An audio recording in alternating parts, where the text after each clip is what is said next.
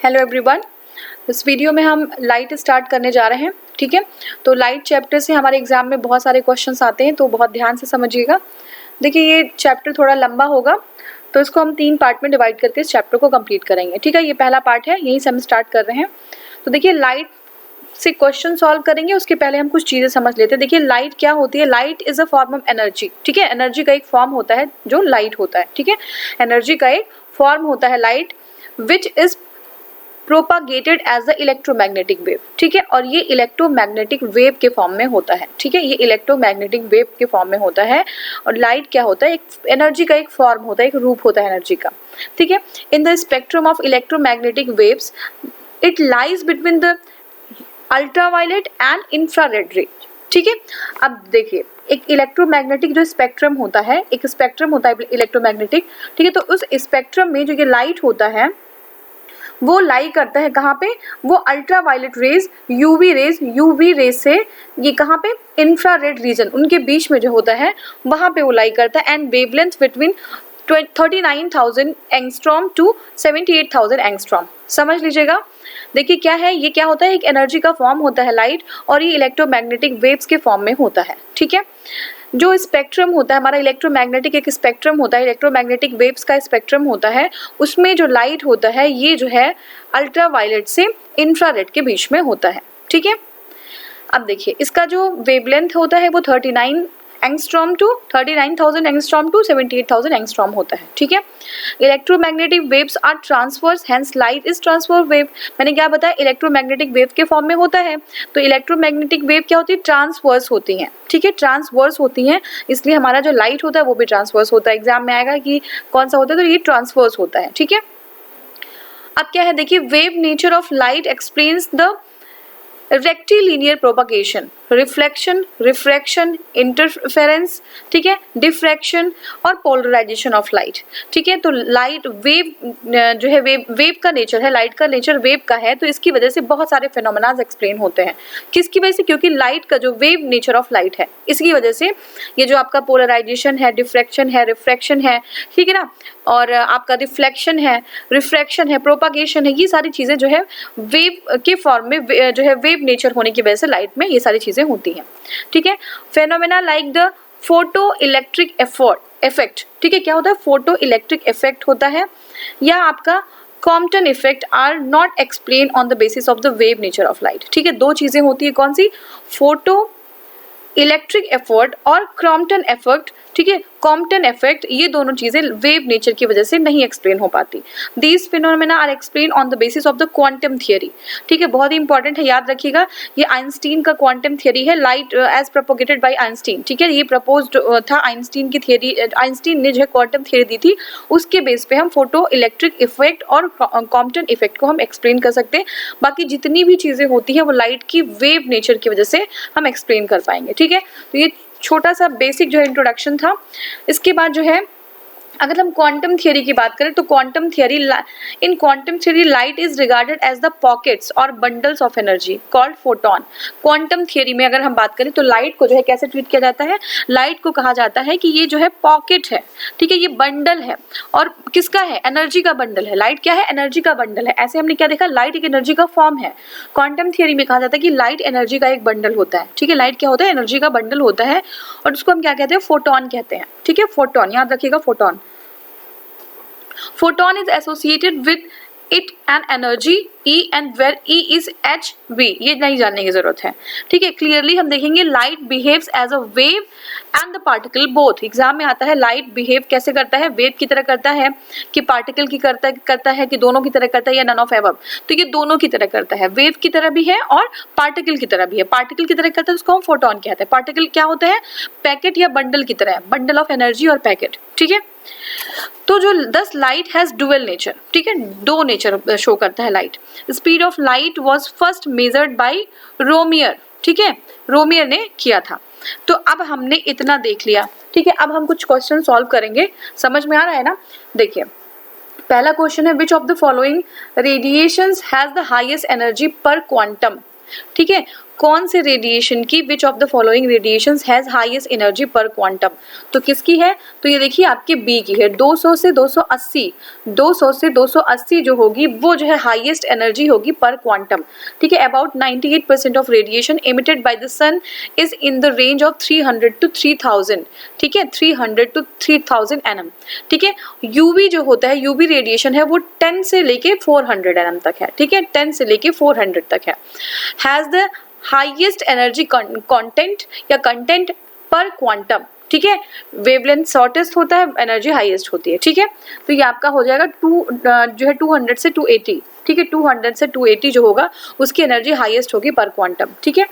अब नेक्स्ट हमारा है the visible range of solar radiation, solar radiation की विजिबल रेंज कौन सी है, तो देखिए ये विजिबल रेंज है 400 to 700, ठीक है, 400 टू, याद रखिएगा एग्जाम में आता है ये 400 to 700 जो है वो विजिबल रेंज है किसकी, आपकी सोलर रेडिएशन की, ठीक है। तो देखिए electromagnetic, in the electromagnetic spectrum encompasses all type of radiation, हर तरीके की रेडिएशन होती है इलेक्ट्रोमैग्नेटिक स्पेक्ट्रम में, ठीक है। The part of spectrum that reaches earth from the sun is between 100 to 10 to the power 6 nm, ठीक है, 100 से 10 to the power 6 nm होती है, ठीक है। दस this band is broken into the 3 ranges, ठीक है। तो जो अर्थ की तरफ जो आती है, जो स्पेक्ट्रम, जो part of the spectrum that reaches to the earth, वो 3 पार्ट में डिवाइड होता है। एक तो होता है इंफ्रारेड, एक होता है विजिबल और एक होता है अल्ट्रावायलेट, ठीक है। Infrared, visible and ultraviolet. Infrared क्या होता है, 700 से ऊपर, 700 से ऊपर जो है इंफ्रारेड होता है, ठीक है। इंफ्रारेड 700 से ऊपर जो होता है वो इंफ्रारेड है, ठीक है। उसके बाद जो है क्या है, जो विजिबल होता है वो 400 to 700 होता है, 400 to 700 होता है, ठीक है। 400 to 700 उसकी वेवलेंथ होती है। और उसके बाद जो है अल्ट्रावायलेट जो होता है वो बिलो 400 होता है। अल्ट्रावायलेट क्या होता है, बिलो 400, ठीक है। तो ये हो गया हमारा, ठीक है। एनम मतलब क्या होता है, नैनोमीटर्स, ठीक है, नैनोमीटर ध्यान रखिएगा। तो हम एनम जब जहाँ पे मैं बोल रही हूँ वहाँ पे नैनोमीटर समझिएगा। देखिए दिस बैंड, जो हमारा स्पेक्ट्रम होता है, इलेक्ट्रोमैग्नेटिक स्पेक्ट्रम समझिएगा ध्यान से। देखिए यहाँ पे मैं लिख नहीं पा रही हूँ, देखिए यहाँ पे ये मान लीजिए इलेक्ट्रोमैग्नेटिक स्पेक्ट्रम है, वो वाला पार्ट जो क्या होता है वो अर्थ की तरफ आ जाता है, वो पार्ट होता है कितना, 100 to 10 to the power 6 nm, ठीक है, 100 to 10 to the power 6 nm होता है। ये जो है 3 पार्ट में इसको हम डिवाइड कर सकते हैं। पहला क्या है आपका, पहला है इंफ्रारेड, ठीक है, पहला है इंफ्रारेड जो 700 से एबव होता है, 700 से ऊपर जो है 700 नैनोमीटर होता है। कितना होता है, 700 नैनोमीटर होता है। दूसरा क्या होता है, दूसरा आपका विजिबल जो रेंज होता है, विजिबल क्या होता है, 400 to 700 नैनोमीटर, ठीक है। और अल्ट्रावायलेट होता है आपका बिलो 400, या फिर मैं आपको एक बार दिखा देती हूँ इसमें।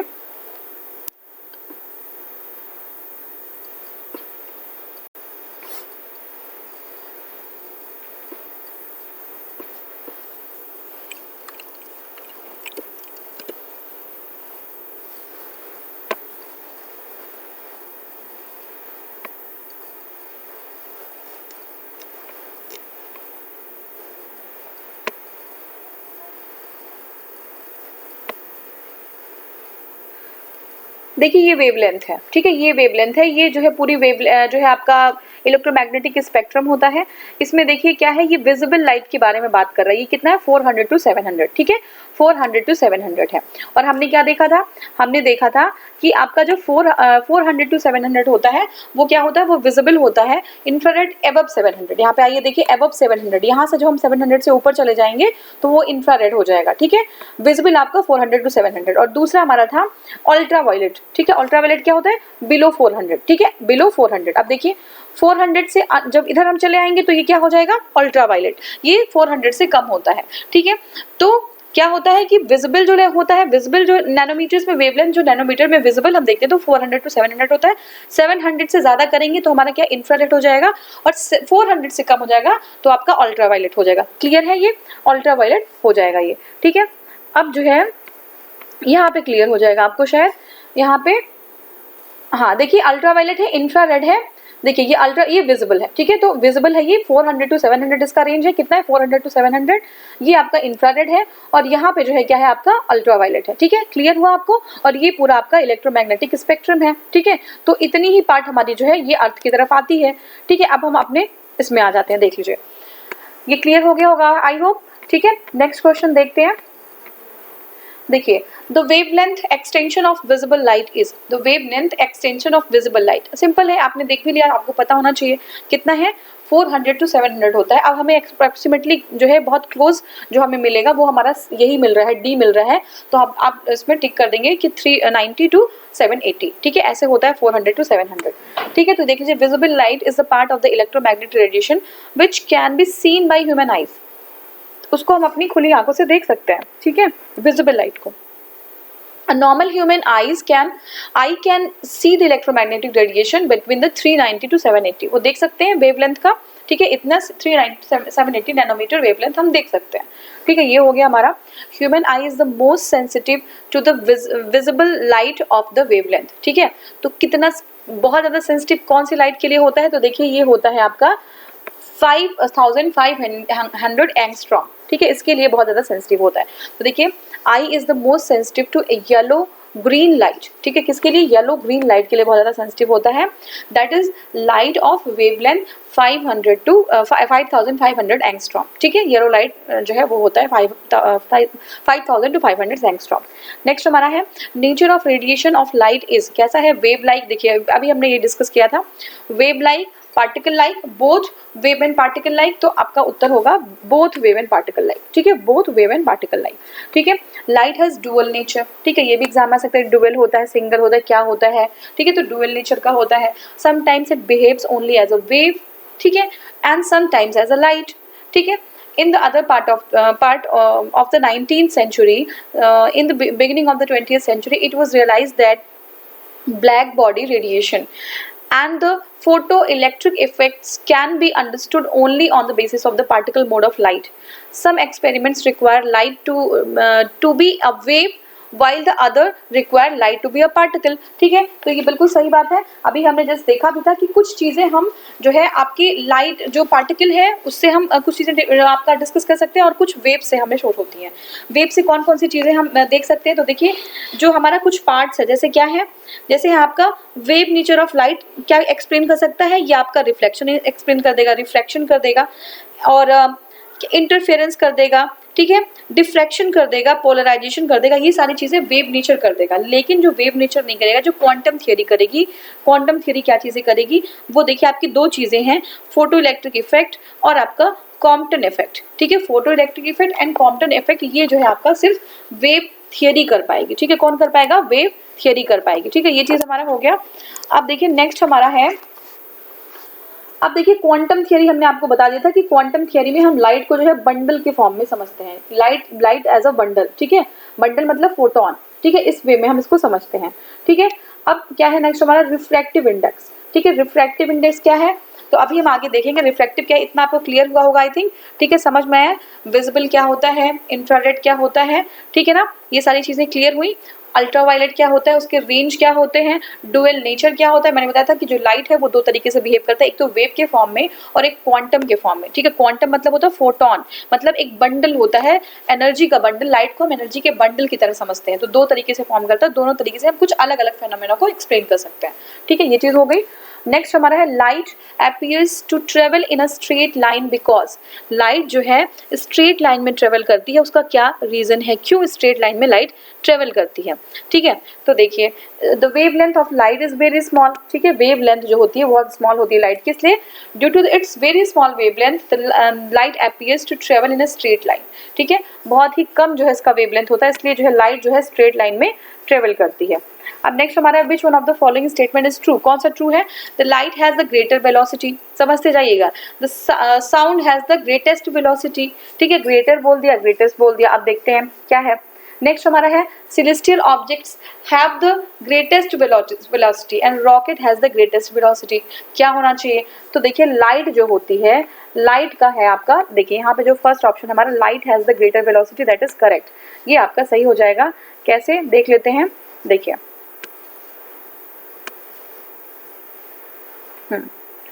देखिए speed of light in a vacuum, अगर वैक्यूम है कहीं पे और वहाँ पे स्पीड ऑफ लाइट देखें तो होता है 3 × 10⁸ मीटर पर सेकेंड, क्या होता है 3 × 10⁸ metre per second, while the speed of the sound in vacuum is 0, ठीक है, वैक्यूम में जो है जो साउंड की जो आपका स्पीड होता है वो 0 होता है, and in air is 3 343 metre per second, ठीक है, 343 मीटर पर सेकेंड।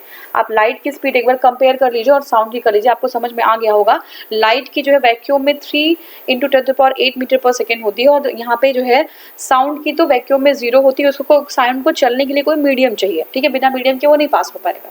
दूसरी बात है कि एयर में जो है साउंड की जो है स्पीड होती है वो 343 मीटर पर सेकेंड होती है। The speed of light in a glass, अगर हम लाइट को ग्लास में देखें तो 2 × 10⁸ होता है, ठीक है, metre per second.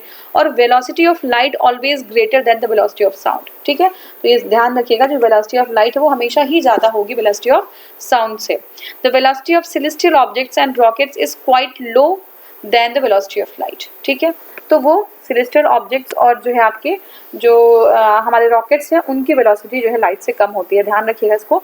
The speed of light in the vacuum क्या होता है, अभी हमने जस्ट देखा था 3 × 10⁸ होता है metre per second, 3 × 10⁸ metre per second, ठीक है। स्पीड ऑफ लाइट इज कितनी है, स्पीड ऑफ लाइट इज कितना है, लाइट का स्पीड है जो है आपका 3 × 10⁸, कितना है, 3 × 10⁸ है, ठीक है, याद रखिएगा। Velocity of light is maximum in, ठीक है, अब ये चीज़ इंपॉर्टेंट हो जाती है, जो है वेलोसिटी है जो लाइट की वो मैक्सिमम किस में होती है, तो देखिए मैक्सिमम होती है वाटर में, डायमंड में, हाइड्रोजन में। ये अगर जानने से पहले एक चीज़ हम और देखेंगे, उसके बाद फिर हम यहाँ पे आएंगे, ठीक है। पहले हम समझेंगे रिफ्रैक्टिव इंडेक्स क्या होता है, जिसको हम RI से डिनोट करते हैं। वो क्या होता है, देखिए refractive index of a medium is referred या defined as the ratio of speed of light in the vacuum to the speed of light in the medium, ठीक है। किसी भी मीडियम में पहले हम क्या करते हैं, जो म्यू होता है उसको हम इज इक्वल टू C/V होता है, यानी कि speed of light in vacuum, किसी जो है लाइट की स्पीड जो है वैक्यूम में कितनी है और उस लाइट की जो है स्पीड किसी मीडियम में कितनी है, उसको हम डिवाइड कर देंगे, जो वैक्यूम अपॉन मीडियम कर देंगे, जो वैक्यूम में है स्पीड अपॉन मीडियम में जो स्पीड है, वही जो हमारा है रिफ्रैक्टिव इंडेक्स आ जाता है। तो speed of light is different in different media, different होता है डिफरेंट मीडियम में। Velocity of light is larger in a medium, ठीक है, velocity of light is larger in a medium which has small refractive index. अब देखिए refractive index आपको समझ में आ गया, क्या होता है, लाइट जो है का जो स्पीड है वैक्यूम में अपॉन लाइट का स्पीड किसी मीडियम में, आपका रिफ्रैक्टिव इंडेक्स आ गया। अब ये बात आप जान लीजिए कि जो वेलोसिटी ऑफ लाइट होती है वो is larger in a medium which has small refractive, तो वेलोसिटी ऑफ लाइट उस मीडियम में लार्जर होगी, ज़्यादा होगी, जहाँ पे जो है आपका स्पीड जो है वो क्या होगा, ये जो है आपका, हाँ, जहाँ पे रिफ्रैक्टिव इंडेक्स जो है वो कम होगा, कम रिफ्रैक्टिव इंडेक्स में ज़्यादा वेलोसिटी होगी। अब देखिए वैक्यूम में जो है स्पीड कितनी होती है, वैक्यूम में 3 × 10⁸ अभी हमने देखा, वाटर में होती है 2.25 × 10⁸, और जो है रॉक सॉल्ट में अगर हम देखें तो ये होता है 1.96 × 10⁸, यानी कि गैस में, वैक्यूम मतलब गैस में होती है 3 × 10⁸, ठीक है। अब वाटर में कितनी होती है, ये जो है होती है 3 × 10⁸, वैक्यूम मतलब जहाँ पे गैस नहीं है, सॉरी, ठीक है, जहाँ पे गैस नहीं है उसमें 3 × 10⁸ होती है, वाटर में हमने देख लिया, फिर हमारा रॉक सॉल्ट में हमने देखा। अब ग्लास में देखते हैं, ग्लास में कितनी होती है, 2 × 10⁸ होती है, ठीक है। अब ऑयल में देख लेते हैं, अगर टार्पलिन ऑयल देखें तो उसमें 2.24 × 10⁸ होता है, और नायलॉन में देखें तो 1.96 × 10⁸ होता है, समझ रहे हैं ना। तो ये डिफरेंट मीडियम में जो लाइट की स्पीड होती है डिफरेंट होती है। रिफ्रैक्टिव इंडेक्स जितना कम होगा, लाइट जो है वेलोसिटी उतनी ज़्यादा होगी लाइट की, ठीक है। लाइट जो है हमारे तक पहुंचने में 1 मिनट 19 सेकेंड लगाता है, टोटल अगर हम इसको सेकेंड में काउंट करें तो 499 सेकेंड, ठीक है, 499 सेकेंड। अगर हम ऐसे एग्जैक्ट देखें तो 8 मिनट 19 सेकेंड, याद रख लीजिएगा, 8 मिनट 19 सेकेंड लगता है हम तक पहुंचने में, ठीक है, सन से अर्थ तक पहुंचने में। लाइट रिफ्लेक्टेड, हाँ, reflected from the moon takes place, light का रिफ्लेक्शन मून से जब आता है तो कितना लगता है अर्थ पे पहुंचने में, वो होता है 1.28 सेकेंड पर टू रीच अर्थ, ठीक है। मून से जो लाइट अर्थ पे आती है, यानी कि लाइट उसकी अपनी कोई लाइट तो होती नहीं है, तो सन की ही लाइट उसको मिलती है, तो वो जो रिफ्लेक्ट होकर अर्थ पे आती है वो लगता है 1.28 सेकेंड, बहुत जल्दी से आ जाती है 1.28 सेकेंड, लेकिन उसको 8 मिनट 19 सेकेंड लगता है आने में, ठीक है।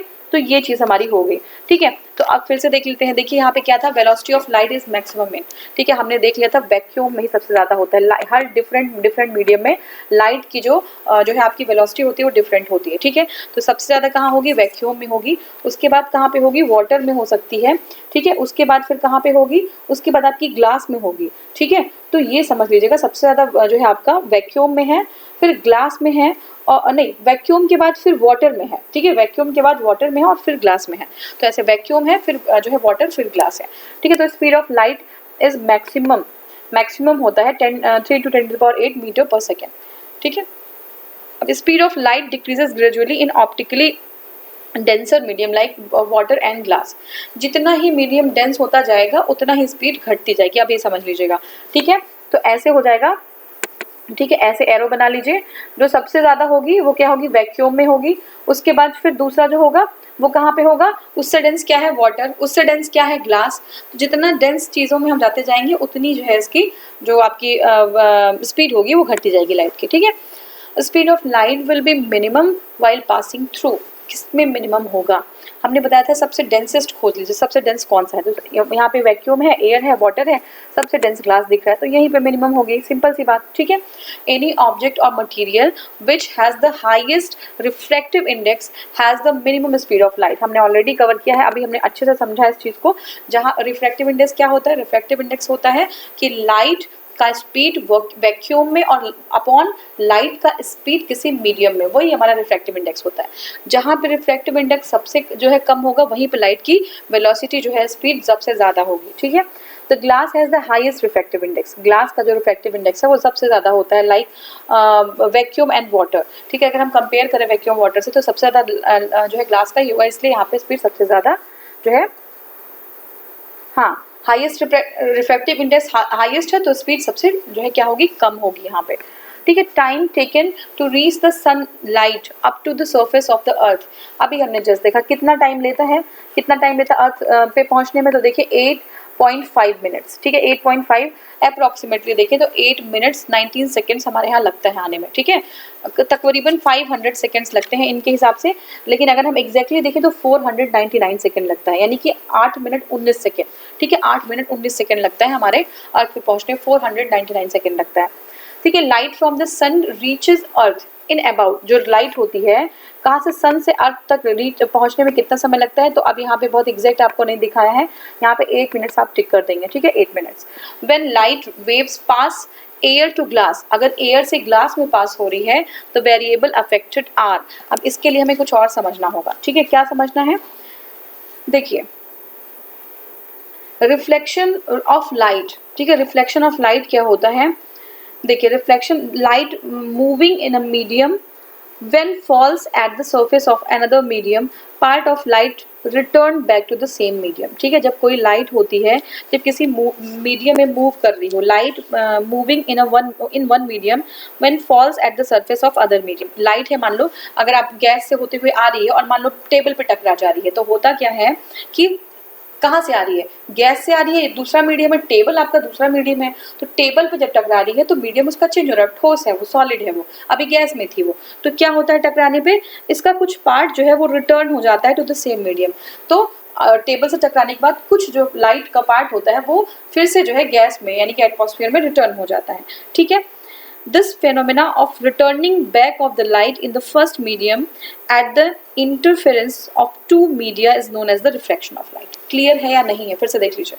अगर लाइट मान लीजिए पास हो रही है और लाइट पास होके किसी वाटर बॉडी पे गिरती है, मान लीजिए ओशन पे जाती है, तो ओशन पहले एयर में थी, ठीक है, अब ओशन में जाती है, इसका मीडियम चेंज हो गया, तो ओशन से टकरा के फिर से एयर में वापस आती है, तो जो है लाइट रिफ्लेक्ट हो जाती है, कुछ लाइट रिफ्लेक्ट हो जाती है फिर से वापस, ठीक है, फिर से जो है कुछ पार्ट ऑफ लाइट रिफ्लेक्ट हो जाती है और उसी रिफ्लेक्ट होने को हम रिफ्लेक्शन ऑफ लाइट कहते हैं, क्या कहते हैं, रिफ्लेक्शन ऑफ लाइट कहते हैं। क्लियर हो रिफ्लेक्शन ऑफ लाइट, ठीक है। अब रिफ्लेक्शन के कुछ लॉज होते हैं, कुछ नियम होते हैं, ठीक है, तो अभी हम इसको कवर करेंगे, क्या नियम होता है देख लेते हैं पहले। देखिए, when light wave passes from the passes from air to glass, ठीक है, जब एयर से ग्लास में जाती है द वेरिएबल अफेक्टेड आर, कौन से वेरिएबल अफेक्ट होते हैं, वेवलेंथ एंड वेलोसिटी, ठीक है, वेवलेंथ और वेलोसिटी जो है अफेक्ट हो जाएगा, ठीक है, वेवलेंथ और वेलोसिटी चेंज हो जाएगा।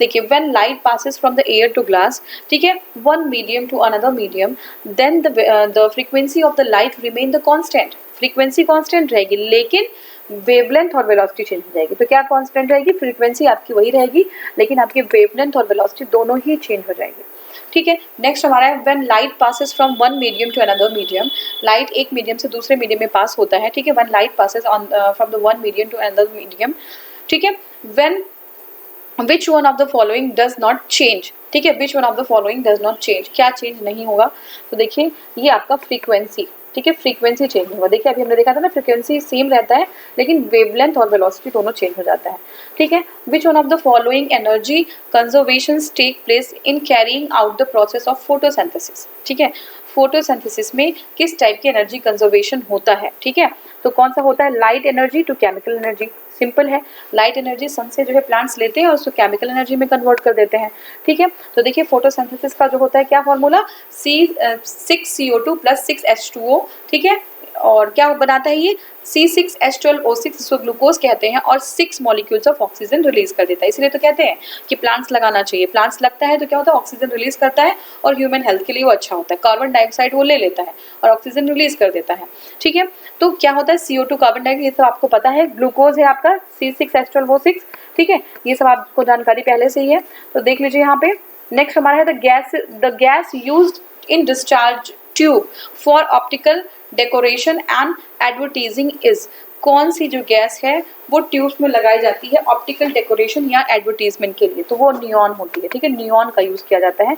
Neon gas is use to discharge lamps, ठीक है, use in discharge lamps and tubes and the fluorescent and in fluorescent bulb, ठीक है, ये हो गया। The formation of glittering colours in thin foam, समझिए क्या है, formation of glittering colours in thin foam of soap is the result of which of the following phenomena, ठीक है, फिर से सुन लीजिए, फॉर्मेशन ऑफ ग्लिटरिंग कलर्स है in thin foam soap is the result of which of the following, तो ये किसके होते हैं, टोटल रिफ्लेक्शन है and total reflection and interference, ठीक है, टोटल रिफ्लेक्शन और इंटरफेरेंस की वजह से क्या होता है, ग्लिटरिंग कलर्स होता है थिन फोम ऑफ सोप में, ठीक है, तो ये हो गया हमारा। देखिए formation of glittering colours in thin foam of soap is the result of the phenomena of total reflection, जब कोई बुलबुला होता है तो उसमें बहुत सारे डिफरेंट कलर्स होते हैं ना, तो ये टोटल रिफ्लेक्शन की वजह से होता है, टोटल रिफ्लेक्शन एंड इंटरफेरेंस, ठीक है। नेक्स्ट हमारा है when light waves hit the bubble, ठीक है, बबल को लाइट वेव हिट करता है, some of them bounce straight back from the outer part of the soap film, ठीक है, क्योंकि हमने बताया था एक मीडियम से दूसरे मीडियम में जाएगा तो कुछ लाइट जो है रिफ्लेक्ट हो जाएगी, यहाँ पे मैक्सिमम लाइट रिफ्लेक्ट हो रही है, other reflected on through but bounce off the inner part of the film. Now the reflected and reflected gives soap film a glittering color, एक अलग सा कलर दे देता है, ठीक है, तो ये हो गया।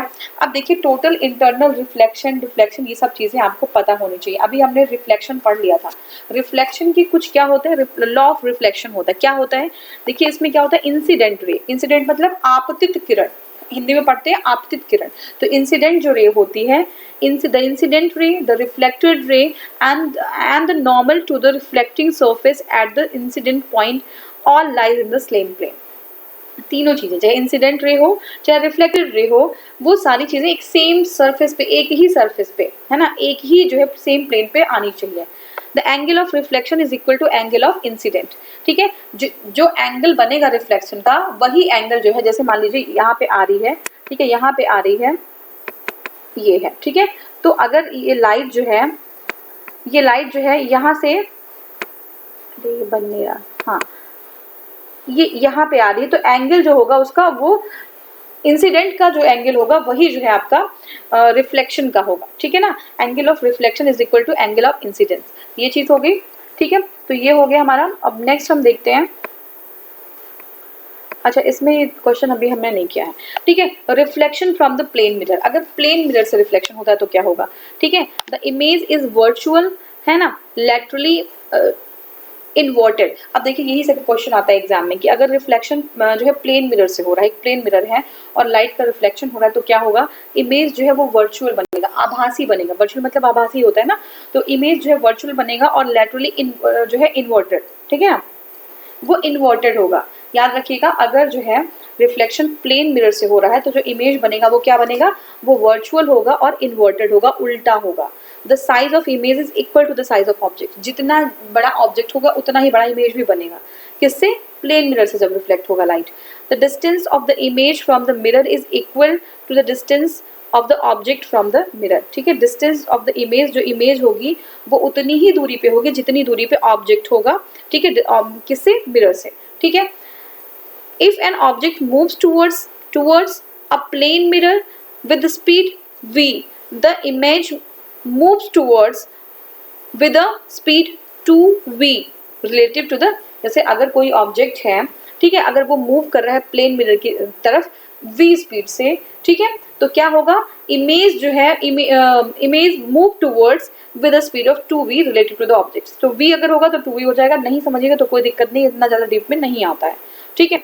अब आपका हो गया reflection of a spherical mirror, ठीक है। Spherical mirrors are two types, दो तरीके के स्फेरिकल मिरर्स होते हैं, एक तो होता है कॉनकेव मिरर और एक होता है कॉन्वेक्स मिरर, ठीक है। स्फेरिकल मिरर्स जो होते हैं वो टू टाइप्स के होते हैं। अगर अभी हमने कहा था प्लेन मिरर से रिफ्लेक्शन, तो क्या होगा, इमेज वर्चुअल होगा और इन्वर्टेड होगा। दूसरा क्या है, इमेज जो है कि साइज इक्वल होगी जिस जो है आपका ऑब्जेक्ट के साइज की, ठीक है। डिस्टेंस जो है कि जितना इमेज का है, ठीक है ना, इमेज का मिरर से है उतना ही जो है ऑब्जेक्ट का मिरर से होगा, ठीक है। अब हम दूसरा देखेंगे, reflection from the spherical mirror. अगर स्फेरिकल मिरर से रिफ्लेक्शन होता है तो क्या होता है, दो टाइप्स के होते हैं स्फेरिकल मिरर, एक तो होता है कॉनकेव और एक तो है कॉन्वेक्स। क्या होता है, कॉनकेव एंड कॉन्वेक्स, ठीक है। तो अभी हम कॉनकेव कॉन्वेक्स करेंगे, पहले इस बेस पे ये क्वेश्चन कर लेते हैं। The total internal reflection can take place when the light travels from, ठीक है, अगर डायमंड टू ग्लास, ठीक है, जो डायमंड है, मान लीजिए डायमंड है और यहाँ से डायमंड से ग्लास में अगर जो है लाइट रिफ्लेक्ट करती है तो टोटल इंटरनल रिफ्लेक्शन होता है, ठीक है। और इसीलिए डायमंड बहुत ज़्यादा चमकीला दिखता है, क्योंकि टोटल इंटरनल रिफ्लेक्शन होता है, ठीक है। The internal reflection, total internal reflection takes place a ray of light is travelling from denser to thinner medium, ठीक है। टोटल इंटरनल रिफ्लेक्शन कब होगा, जब जो है लाइट ट्रेवल कर रहा है डेंस मीडियम से थिन मीडियम में, ठीक है। डेंस मीडियम से अगर थिनर मीडियम में मूव कर रहा है तो ये होगा आपका टोटल इंटरनल रिफ्लेक्शन, ठीक है। And the angle of incident is greater than the critical angle, जो एंगल ऑफ इंसिडेंट होगा वो जो है ज्यादा होगा क्रिटिकल एंगल से। Angle of incident is greater than the critical angle, ठीक है। ray is completely reflected from the surface and meet each other as if the surface is mirror। मतलब क्या है, जब डेंसर से और आपका रेयरर मीडियम में या थिनर मीडियम में कोई लाइट मूव करेगी तो टोटल इंटरनल रिफ्लेक्शन होता है, ठीक है। Total internal reflection takes place when a ray of light is travelling from denser to thinner medium, ठीक है। टोटल इंटरनल, और चीज़ें तो बहुत शाइनिंग करती हैं, वो चमकती हैं। अब देखिए क्या है ना कि इसमें थोड़ा सा ये चैप्टर अच्छा चैप्टर है, ठीक है। अब जो नॉन साइंस बैकग्राउंड के होंगे उनके लिए प्रॉब्लम क्रिएट हो सकती है थोड़ी बहुत, लेकिन आप ध्यान से समझेंगे तो बहुत इजी है, बहुत इजी लैंग्वेज में समझाया भी जा रहा, तो उसमें समझने में कोई प्रॉब्लम नहीं होगी। अगर आपके मन में पहले से ये रहेगा कि नहीं क्लियर हो पाएगा तो फिर नहीं होगा, ठीक है ना। अगर आप ये सोच के करेंगे कि ये हो जा रहा है, बहुत ईजी है, आप उस चीज़ को फील करिए तो सारी चीज़ें क्लियर हो जाएंगी। नेक्स्ट हमारा कट डायमंड शाइन्स जो है ब्रिलियंटली ड्यू टू, जो कट डायमंड्स होते हैं वो बहुत ज़्यादा शाइन करती है, क्या रीज़न है, ठीक है। डायमंड में जितनी ज़्यादा, डायमंड की वैल्यू भी उतनी ज़्यादा जितनी अच्छी कटिंग होती है उसकी, ठीक है। तो जो कट डायमंड होते हैं वो बहुत ही ज़्यादा शाइन करते हैं, उसका क्या रीज़न है, तो उसका रीज़न है टोटल इंटरनल रिफ्लेक्शन। क्या होता है, total internal reflection. Total internal reflection की वजह से कट डायमंड बहुत ही ज़्यादा जो है क्या करते हैं, शाइन करते हैं, ठीक है, शाइन करते हैं, ठीक है। अब एक बार टोटल इंटरनल रिफ्लेक्शन एक बार हम देख लेते हैं। देखिए क्या होता है कि if the light is propagating from the denser medium towards the rarer medium, ठीक है। अगर लाइट जो है डेंसर मीडियम से, बहुत ज़्यादा डेंस मीडियम से रेयरर मीडियम की तरफ आ रही है, and the angle of incident is more than the critical angle, ठीक है। एंगल ऑफ, अब क्रिटिकल एंगल क्या होता है, पहले क्रिटिकल एंगल देख लीजिए। देखिए in case of the propagation of the light from the denser to rarer medium, ठीक है, through a plane of boundary, जब कोई लाइट जो है डेंसर मीडियम से रेयरर मीडियम में जा रही है, ठीक है, through a plane boundary, the critical angle is the angle of incident, जो एंगल ऑफ इंसिडेंट है for which the angle of reflection is 90 degree. तो क्रिटिकल एंगल क्या होगा? Critical angle is the angle of incidence, incidence का angle होगा for which the angle of reflection is 90 degree. ठीक है, तो क्रिटिकल एंगल कब होगा? एंगल ऑफ इंसिडेंस, उसके लिए जो आपका रिफ्लेक्शन होगा वो 90 डिग्री पे बनना चाहिए, उसको कहते हैं क्रिटिकल एंगल। नहीं समझ में आ रहा तो कोई प्रॉब्लम नहीं है, ठीक है। क्रिटिकल एंगल समझ लीजिए कि क्रिटिकल एंगल तब होता है जो एंगल ऑफ इंसिडेंस यानी कि जो आपतित किरण होती है उसके लिए जो रिफ्लेक्शन होता है वो 90 डिग्री बनता है, ठीक है। क्लियर है?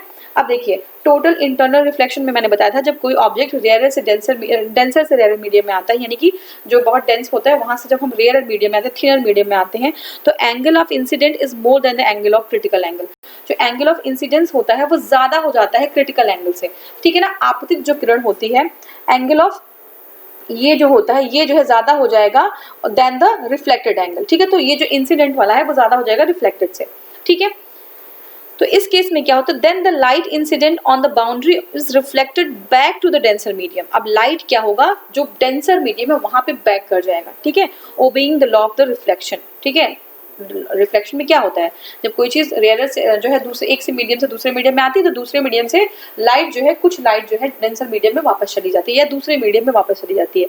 यही फॉलो यहाँ पे भी होता है कि जब ऑब्जेक्ट रेयर डेंसर से रेयर में आता है तो रेयर से जो है डेंसर मीडियम में वापस लौट जाता है, ठीक है, obeying the law of the reflection. This phenomena is called as a total internal reflection. As the total light energy is reflected, no part is absorbed or transmitted. बहुत ही इंपॉर्टेंट है। Total internal reflection में पूरी light जो पड़ती है rare medium में वो पूरी लाइट डेंसर मीडियम में चली जाती है वापस, ठीक है। तो जब चली जाती है तो इसी को हम टोटल इंटरनल रिफ्लेक्शन कहते हैं। फॉर टोटल इंटरनल रिफ्लेक्शन दो चीजें होनी चाहिए। पहला तो क्या? Lights must be propagating from a denser to rare medium, ठीक है। लाइट को एक डेंसर मीडियम से रेयर मीडियम में आना जरूरी है। रेयर से डेंसर जाएगा तो नहीं होगा कुछ भी, डेंसर से रेयर में जाएगा तभी जो है टोटल इंटरनल रिफ्लेक्शन हो पाएगा। दूसरा क्या होता है? दूसरा, this is why if light goes from the water to glass, ठीक है, अगर जो लाइट है वो वाटर से ग्लास में जा रहा है, ठीक है, the total internal reflection will not take place. मैंने बताया ना कि जब डेंसर से रेयर में जाएगी तब तो होगा, लेकिन अगर वाटर से ग्लास में जा रही है तो वाटर तो क्या है? वाटर तो रेयर मीडियम हो गया और डेंसर आपका ग्लास हो गया। डेंसर क्या हो गया? ग्लास हो गया। तो फिर ऐसे में कुछ नहीं होगा, लेकिन अगर ग्लास से वाटर में जा रही है तब तो काम हो जाएगा, तब जो है आपका ये जो है टोटल इंटरनल रिफ्लेक्शन हो जाएगा। बात मेरी समझ में आ रही है ना? अब देखिए दूसरी चीज हो गई कि angle of incidence must exceed the critical angle. Critical angle जो 90 डिग्री वाला भी हमने बात किया, तो एंगल ऑफ इंसिडेंस आपतित जो आपकी किरण है उस पे जो एंगल बन रहा है वो जो क्रिटिकल जो आपका एंगल है उससे ज्यादा होना चाहिए। ये हमारा हो गया। अब देखिए बहुत सारे इल्यूजन्स होते हैं of the total internal reflection. बहुत सारे इल्यूजन्स होते हैं टोटल इंटरनल रिफ्लेक्शन के। पहला क्या होता है? स्पार्किंग ऑफ डायमंड, ठीक है, डायमंड का चमकना, ठीक है, ये रिफ्लेक्शन की वजह से होता है, ठीक है। बहुत ज्यादा अभी अगर रिफ्लेक्शन हो तो डायमंड चमकेगा ही नहीं, लेकिन अब ये नियम है कि डेंसर से रेयर में आएगा तो चमकेगा ही चमकेगा, तो डायमंड इसीलिए जो है स्पार्क करता है, चमकता है, ठीक है। मिराज एंड लूमिंग, देखते हैं ना कभी कभी आप जो है वहां पे जाते हैं, कभी भी कहीं डेजर्ट में चले जाइए, वहां पे जो सैंड के पार्टिकल्स होते हैं वो बहुत तेज से चमकते हैं, तो हमें लगता है कि कुछ चीज है जो चमक रही है, हम दौड़ के जाते हैं तो वहां कुछ भी नहीं रहता, वो टोटल इंटरनल रिफ्लेक्शन ही होता है, ठीक है। Shining of air bubble in the water, जो एयर बबल्स होते हैं उनका जो है चमकना, रेयर से डेंसर में आपका, हाँ, डेंसर से रेयर में जाता है और रेयर से फिर डेंसर में टोटल इंटरनल रिफ्लेक्शन हो जाता है, ठीक है। Increase of duration of sun's visibility, ठीक है, सन की विजिबिलिटी इंक्रीज होना।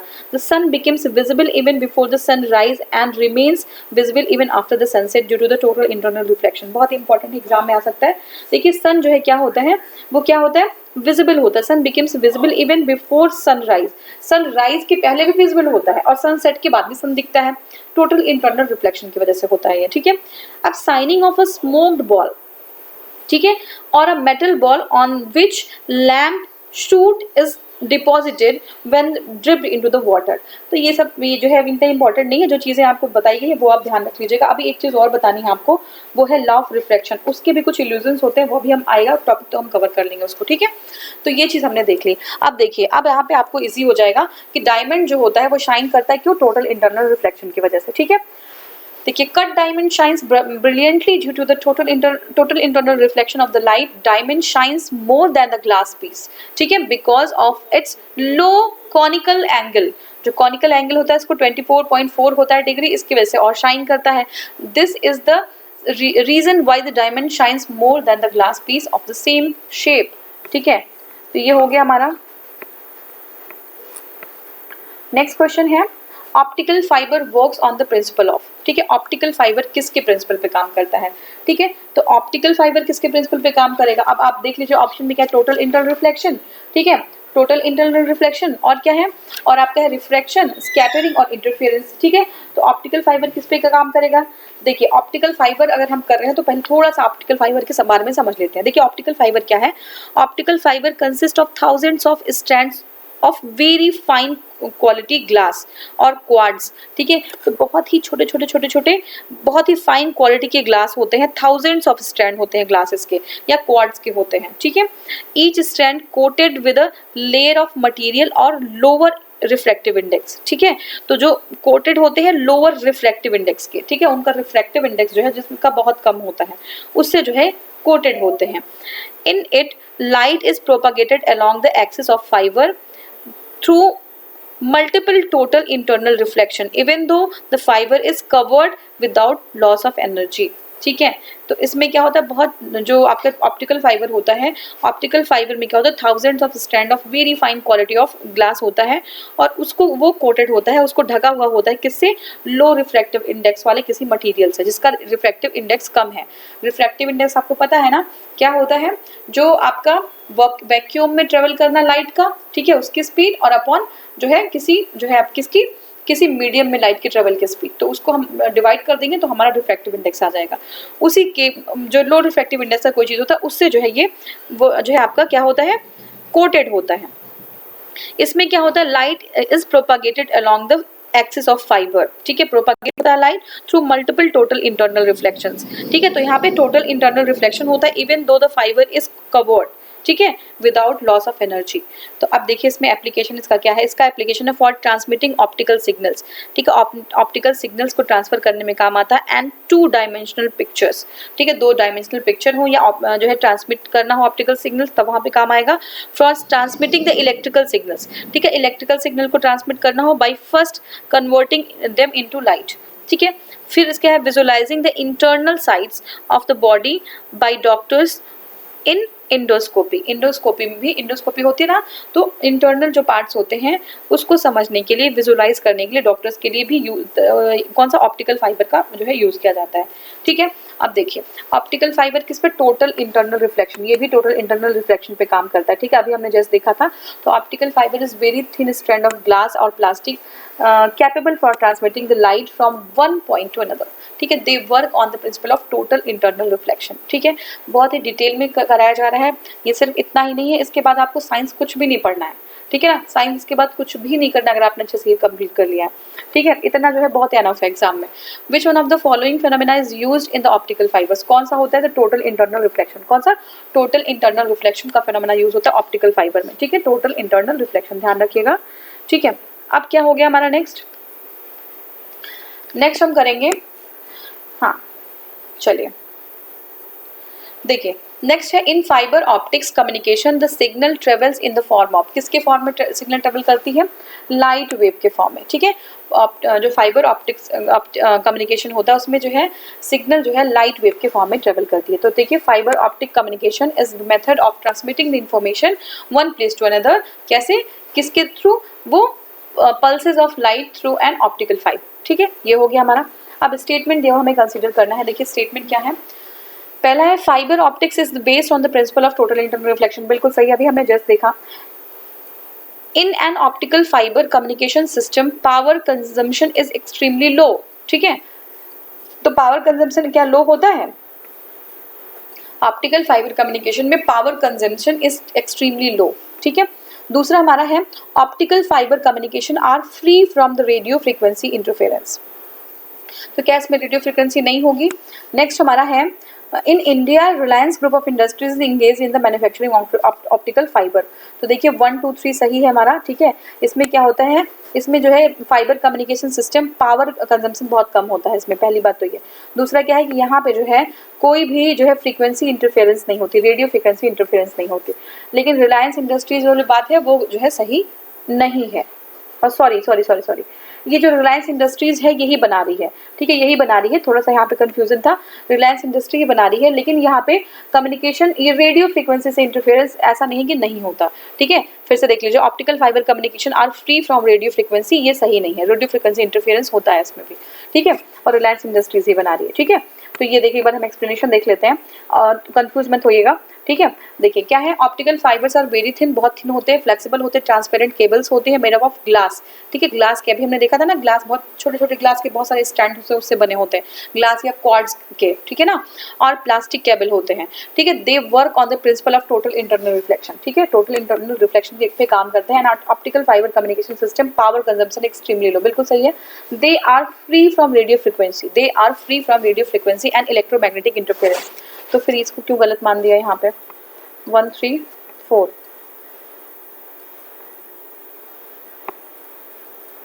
हाँ एक सेकेंड, ये होगा 1 3 4 ना, तो ठीक है 1 3 4, तो ये optical communication are free from radio frequency, ये तो सही है, ठीक है, हाँ ठीक है।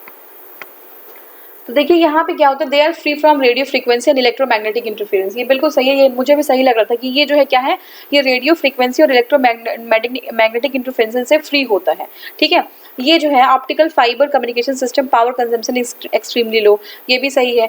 इन इंडिया, अब देखिए ये वाला गलत हो जाता है, रिलायंस नहीं बना रहा है, ये जो है आपका स्टरलाइट टेक कंपनी बना रही है, लेकिन ये जो है आपका इसमें कुछ गलत है, ठीक है। अच्छा ये ए है, फिर ये सही है, ठीक है, ए है। पहली बार हमने जो देखा था कि रिलायंस बना रही है, वो सही बात है कि रिलायंस नहीं बना रही है, ठीक है, स्टारलाइट टेक कंपनी बना रही है, इसको देख लीजिएगा ध्यान से, इसको कंफ्यूज मत होइएगा इसमें, ठीक है। Endoscope use by the doctors for examining the inside patients stomach works on the principle of, ठीक है, इंपॉर्टेंट है ये जो इंडोस्कोप होता है, इंडोस्कोपी है, वो कौन सी इस पे जो है उस पर कौन सा फिनोमेना चलता है इंडोस्कोपी में, जो डॉक्टर्स हमारे इंटरनल पार्ट्स को देख, कभी कोई प्रॉब्लम है किसी पेशेंट को तो उसके स्टमक में देखना चाह रहे हो, ठीक है। तो ये हमारा total internal reflection of light, अभी हमने जस्ट जो थियरी में कवर किया इसको, ठीक है। देखिए क्या है, endoscope are widely used to examine the interior of the hollow organ और cavity of the body, they are based on the principle of total internal reflection within the fibre optical bundle of fibres, ठीक है। Next हमारा है and endoscopy is क्या है, endoscopy ये है narrow telescope है, टाइप ऑफ कैमरा है, ये सब नहीं है, ये टोटल इंटरनल रिफ्लेक्शन पे काम करता है। देखिए endoscope is an medical device consisting of a long thin flexible tube, एक लॉन्ग थिन फ्लेक्सिबल ट्यूब होता है which has a light source, उसके पे एक लाइट सोर्स होता है एंड अ वीडियो कैमरा, एक वीडियो कैमरा होता है, image of the inside side of the patient body can be seen on a screen, screen पे देख सकते हैं। इट इज़ नॉट सिचुएटेड और categorise endoscope as a type of camera, ठीक है, कैमरा जैसा कुछ नहीं होता इसमें। The reason of the mirage, तो जो मिराज क्या होता है ये हमने अभी देखा था, टोटल इंटरनल रिफ्लेक्शन होता है, जो हम जाते हैं ना कहीं, कहाँ पे, रेगिस्तान वगैरह में, तो वहाँ पे हमको चीज़ चमकती हुई दिखती है, ये टोटल इंटरनल रिफ्लेक्शन की वजह से होता है, ठीक है। एक्सप्लेनेशन देख लेते हैं इसका। देखिए मिराज, ठीक है, मिराज क्या होता है, mirage is caused by the total internal reflection of light at the layer of the air, ठीक है, कहाँ पे, total internal reflection of light at layers of air different densities, ठीक है, डिफरेंट डेंसिटीज की लाइट होती है जब पड़ती है, तो क्या होता है, in desert areas the successive upper layer of is denser than those below layers. The ray of light coming from the distant object like the top of the tree gets reflected from the denser to rarer medium, ठीक है। Consequently the reflected ray bends towards the normal until at the particular layer the light is incident at the angle of greater than the critical angle, ठीक है। तो वही बता रहा है, जब क्रिटिकल एंगल जो होता है उससे जो लाइट का इंसिडेंट होता है वो ज्यादा होगा, ठीक है। जैसे मान लीजिए प्लेन है, यहाँ पे प्लेन है, ठीक है, अब इंसिडेंट जो है उससे जो है ज़्यादा होगा, कौन सा, क्रिटिकल एंगल से इंसिडेंट एंगल जब ज़्यादा होगा, तो इस केस में क्या होगा कि एक जो है वो वहाँ पे बहुत तेज़ी से चमकेगी वो चीज़, क्योंकि रिफ्लेक्शन हो रहा है लाइट का। At this stage the incident ray suffers total internal reflection, जो इंसिडेंट रे होगा वो उसका टोटल जो है आपका इंटरनल रिफ्लेक्शन हो जाएगा and enters the I of the observer, वो आई ऑब्जर्वर की आईज में चली जाएंगी, और इसकी वजह से क्या होता है, it appears as if an inverted image of the tree, ठीक है, inverted image, ट्री का inverted image दिखेगा। Mirage formation is an example of क्या होगा, टोटल इंटरनल रिफ्लेक्शन, बार बार एग्जाम में आया हुआ है, देख लीजिएगा।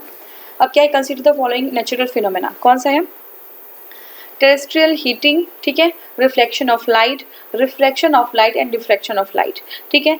तो किसकी वजह से, due to which of the following mirage form, ठीक है, किसकी वजह से बनेगा, तो 1 और 3, ठीक है, एक सेकेंड इसको, हाँ ठीक है, तो 1 और 3 की वजह से मिराज बनेगा।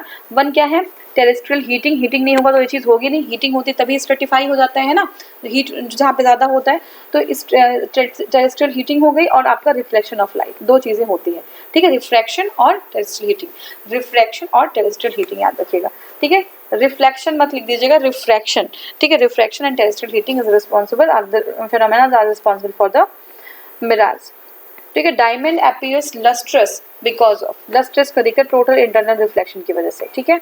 तो देखिए refractive index of diamond is very high, reflective index of diamond is very high, diamond achieves brilliance partially from the total internal reflection, it has been cut or designed in such a way that if the light enters in it, the incident light strikes many of the internal surfaces. After many such reflections, the color of the light are separated and hence seen individually, ठीक है।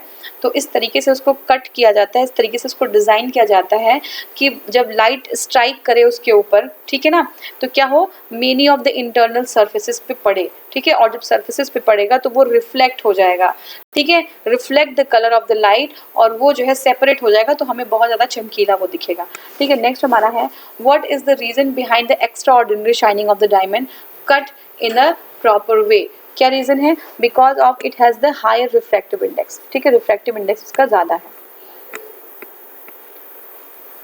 अब next हमारा है, the cut diamond shines brilliantly due to the total internal reflection, कई बार हमने cover किया है। अब इसमें देखिए असर्शन और रीज़न है, a diamond sparkles more than a glass, glass emaciated cut to the same shape, ठीक है, बिल्कुल सही है, ऐसा होता है। Refractive index of diamond is less than the, ये जो है ना गलत हो जाएगा, तो आपका सी हो जाएगा, ए सही है, आर गलत है। रिफ्रैक्टिव इंडेक्स जो है डायमंड का वो ज़्यादा होता है ग्लास से, तो उल्टा लिख दिया हुआ है इन्होंने। देखिए diamond sparkle more than the glass crystal of same shape and size is because the refractive index of diamond is very high, ठीक है, कितना होता है, 2.42 होता है। Therefore the critical angle get reduced, critical angle reduce हो जाता है, which resulted in the less opportunity of light to exist, ठीक है। तो इसकी वजह से जो है क्या होता है, so the light reflects of the diamonds inter surface several times before it finally exit, ठीक है, जब वो बाहर जाता है उसके पहले बहुत बार जो है क्या होता है, इनर सरफेसेस पे बहुत बार जो है क्या होता है, रिफ्लेक्ट करता है, light reflected of diamonds internal surfaces, बहुत बार रिफ्लेक्ट करता है और तब बाहर जा पाता है, इसलिए वो चमकीला ज़्यादा दिखता है, ठीक है। ग्लास का अगर हम रिफ्लेक्टिव इंडेक्स देखें तो 1.51 है, लेकिन जो है आपका डायमंड का 2.42 है, तो ऑब्वियसली पता डायमंड ज़्यादा चमकेगा। The technique to integrate and mark the image of the 3 dimensional object, क्या है वो है होलोग्राफी, ठीक है, इसको होलोग्राफी कहते हैं। Holography is a technique of producing a 3 dimensional image, ठीक है, किसी चीज़ का 3 डायमेंशनल इमेज प्रोड्यूस करना होलोग्राफी है, ठीक है। होलोग्राफी क्या है, किसी चीज़ की 3 डायमेंशनल इमेज को प्रोड्यूस करना, ठीक है। Holography can work with sound, light और एनी वेवलेंथ, ठीक है। Holography is popularly used for preserving the transcripts and the microfiche, ठीक है, अ पीस ऑफ, अब ये जो है आपका कुछ बहुत सारी चीज़ें उनको जो है प्रिजर्व करने के लिए किया जाता है। It is also use for 3 dimensional जो है आपका नेचुरल फिल्म्स के लिए यूज़ किया जाता है, ठीक है। होलोग्राम को पता होगा बुक्स वगैरह में और कहीं बहुत सारी जगहों पे बन के आता है। नेक्स्ट हमारा है, which one of the following is use to take 3D pictures, ठीक है, 3D पिक्चर्स किससे बन पाएगी, होलोग्राफी से, 3D पिक्चर इससे बन पाएगी होलोग्राफी से, ठीक है। नेक्स्ट हमारा क्वेश्चन है, the generating image of an screen by focusing on the electric beam on phosphorus coated screen is called, इसको कहते हैं रोस्टर स्कैन, ठीक है, रोस्टर स्कैन अच्छा क्वेश्चन है। जनरेटिंग इमेज हम जनरेट करना है ऑन द स्क्रीन, किसी स्क्रीन पे इमेज जनरेट करना, किस पे, फोकस करके इलेक्ट्रॉनिक बीम को किसी फॉस्फोरस कोटेड स्क्रीन पे, ठीक है। अगर किसी फॉस्फोरस कोटेड, मान लीजिए फॉस्फोरस कोटेड स्क्रीन है, ये मान लीजिए एक स्क्रीन जिसपे फॉस्फोरस की कोटिंग है, ये फॉस्फोरस की कोटिंग लगी हुई है इस पर, ठीक है। अब क्या करना है, हमने इलेक्ट्रॉनिक एक बीम को जो है इलेक्ट्रॉनिक बीम को इस पर हमने डाल दिया, तो क्या होता है, ये जो है हमें एक इमेज जनरेट होती है स्क्रीन पे, वो क्या होता है, उस प्रोसेस को कहते हैं, ये जो है इसको कहते हैं हम रोस्टर स्कैन, ठीक है। तो raster scan is used in CRT यानी cathode ray tube monitors in which electronic beam is projected on the electronic gun to generate होगा image of the on the screen. ठीक है, ये होगा. रमन इफेक्ट क्या होता है? Raman effect deals the light rays passing through. जो रमन इफेक्ट होता है वो क्या होता है? All transparent medium. Raman effect deals the light rays passing through. किसकी? All transparent medium. जितने ट्रांसपेरेंट मीडियम होते हैं सबसे जो है पास होता है, ये रमन इफेक्ट बताता है. ठीक है, जस्ट सेकेंड.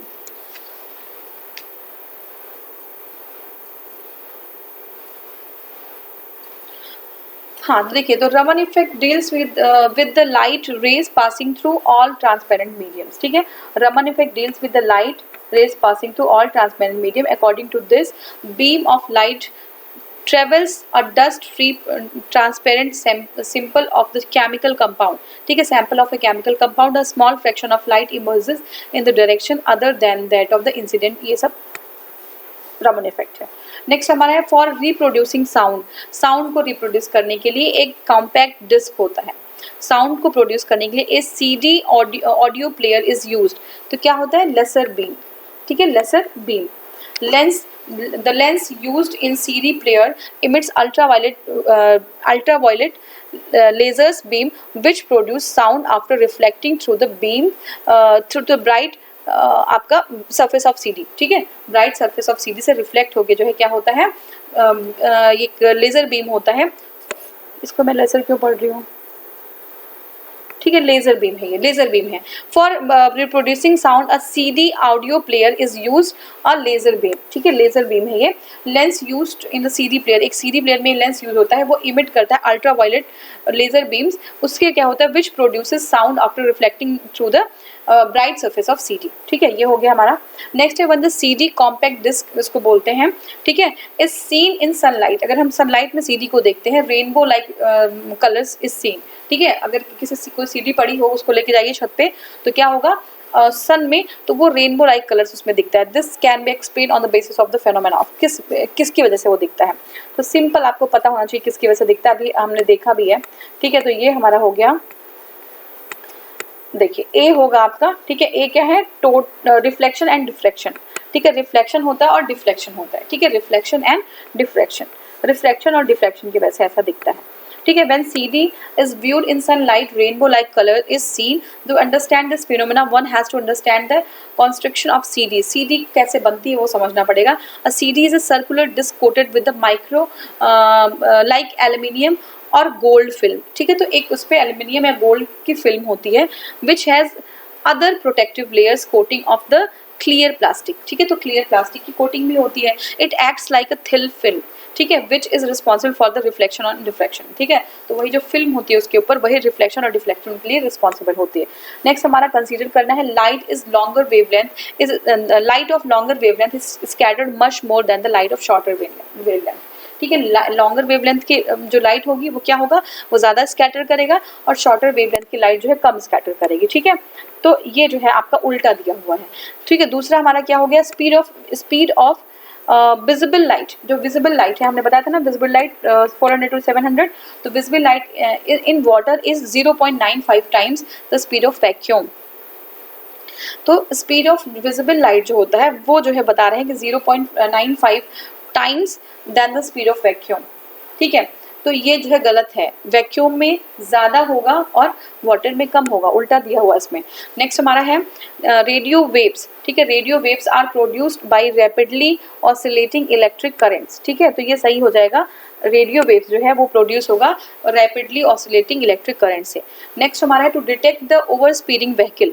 ये सब हमने कवर किया हुआ है. ओवर स्पीडिंग व्हीकल को डिटेक्ट करने के लिए police use the Doppler effect of reflective short radio waves. ठीक है, ये सही है बिल्कुल. ठीक है, ओवर स्पीडिंग जो व्हीकल है उसको जो है लोकेट करने के लिए पुलिस क्या करती है? Police use the Doppler effect of reflective short radio waves. ठीक है, तो रिफ्लेक्टिव शॉर्ट रेडियो वेव्स का यूज करती है. तो देखिए, as we know that the scattering और डेविएशन. ठीक है, स्कैटरिंग और डेविएशन इज इक्वल टू क्या होता है? n-1a. ठीक है, hence the light of the short wavelength is scattered more. जो शॉर्ट वेवलेंथ की लाइट होगी वो बहुत ज़्यादा स्कैटर होती है in comparison to the long wavelength. ठीक है, ये चीज़ हो गई.